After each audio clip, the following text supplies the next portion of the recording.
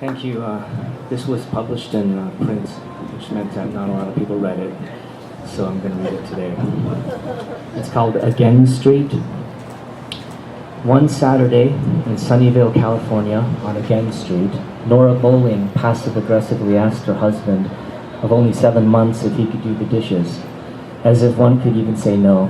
If that were even a possibility, one could sustain without incurring a kind of reticent wrath which made the husband quickly arrive to the philosophical conclusion that it was better to be pissed than pissed at.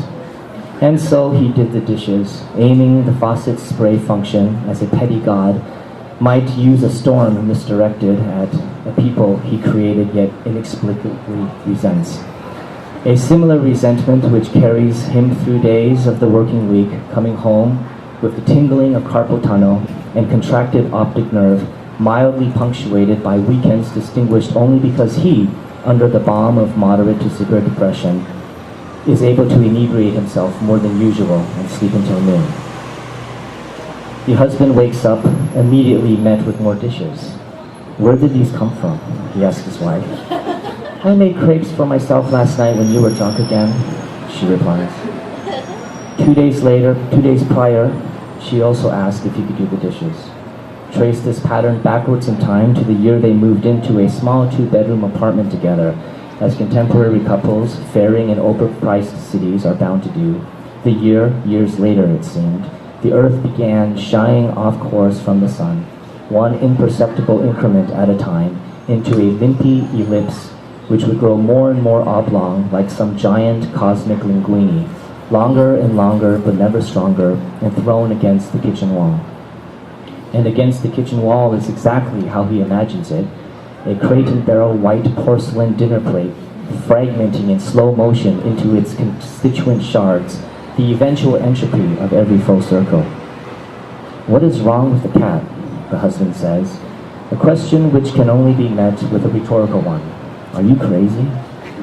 Nora says, which would mean paranoia, the projection of personal conflicts onto the world, ascribed to the supposed hostility of others as a result of a wounded narcissism. My facial countenance is neutral, and my gaze ostensibly so, that is, unless one considers such affected neutrality as commentary to one's insecurity towards his cat. Some may ask, as my veterinarian and many of his staff did, long story but I am declawed now, how in the world do I speak, if only in the mind's ear, or after Ambien is orally administered at 5-fold the recommended dosage? Every mind trick deserves a caveat, so here is mine. In 1905, one Japanese author, Natsumi Soseki, wrote I Am a Cat, a novel in 3 parts. 1 part ridiculous, 1 part absurd, and the last part stained with vomit. Speaking of parts, I impart to you this secret. Life is a hairball, to gag on the chronic aggregate of oneself. The narrator of I'm the Cat goes on about its middle-class Japanese suburban life, making facetious observances about its owner, thus implicating the entire human race in an attempt at profundity, all rather quotidian for my sensibilities, as I would rather the narrator just fall asleep and leave me alone. As for me, I believe I live in Santa Clara, California, for I once saw them hunched over a screen looking at a map and arguing about the miles from things. I had my attention to the shore, the pale flat blue of hypothetical fish. My owners are Nora and her husband, a small and confused man whose futile attempts to break my resolve are laughable.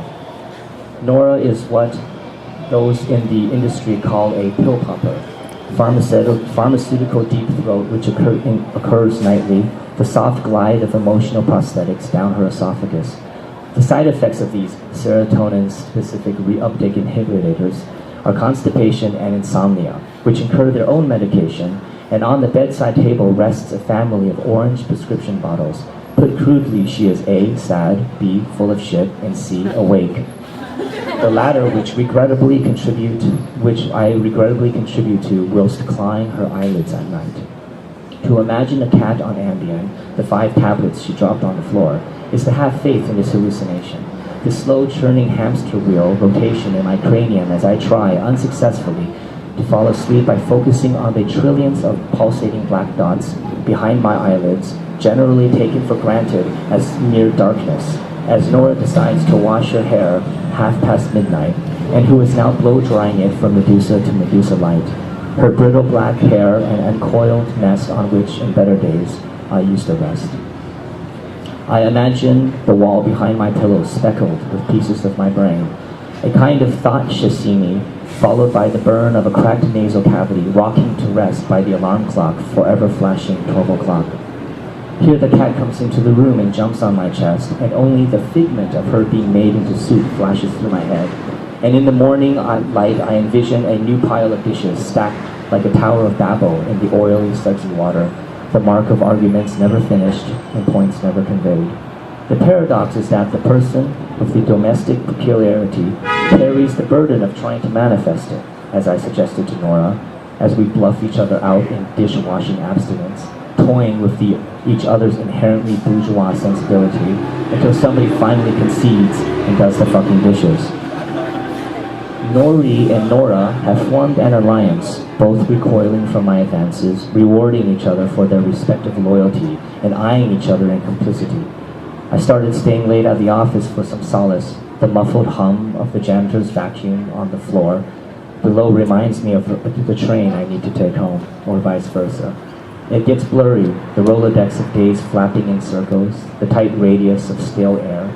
An hour later, I'm in the urban blood clot of a train stuck inside the tunnel, the flickering light scratching away at my eyelids, digging with moldy grip for the gift of blindness. Light accuses the world by landing on it. The evening, God's eyelid over the sky, may be a less embarrassed time.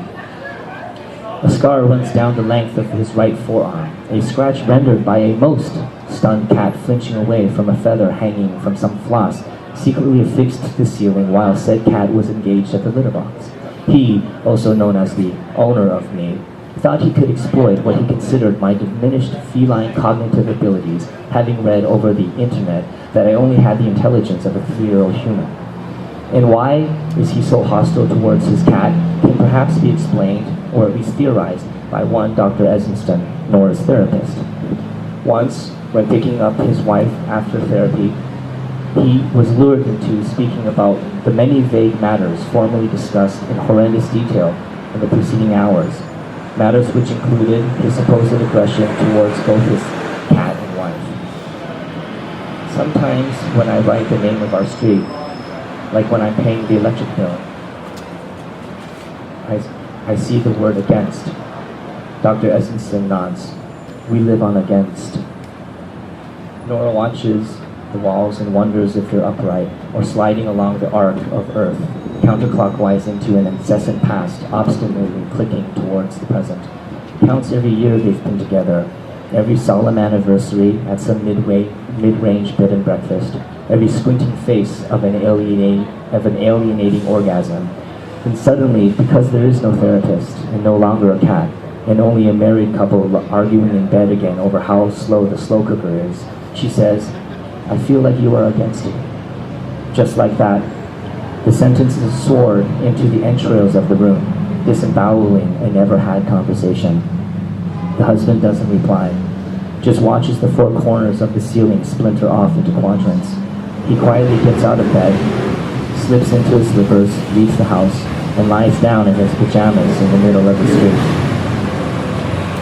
He feels the coarse pavement under his weight, remembers Nori lying there that night, wet eyes still open and its jaw hanging from its face. They named every cat Nori since. Nora eventually comes out, leaving the front door creaked open, wearing the same robe she was to wrap this Nori in. She kneels down, and the eyes of a stranger locked into the sockets of an old friend. The black sky is wrung of rain, a crinkly rag of a billion-year-old explosion. I'm not against you, the husband says, finally shedding his parenthetical sheath. Nora holds her husband's head in her palm, mildly shaking it as one might assess the weight of a small watermelon. There is part of her that sees the red insides and cancer of seeds, and parts of her that doesn't crack his head open. There are parts of her left behind in calendar months, little boxes with imperfect X's marked inside them. I can't live here anymore, she says. Her fingers are warm under his head, the stars above frigid, perhaps caught in a lie about the universe. Okay, he says, a grasp of bubbling in his throat. A champagne Toyota Corolla slowly approaches, casting 2 cones of light along the street and honks.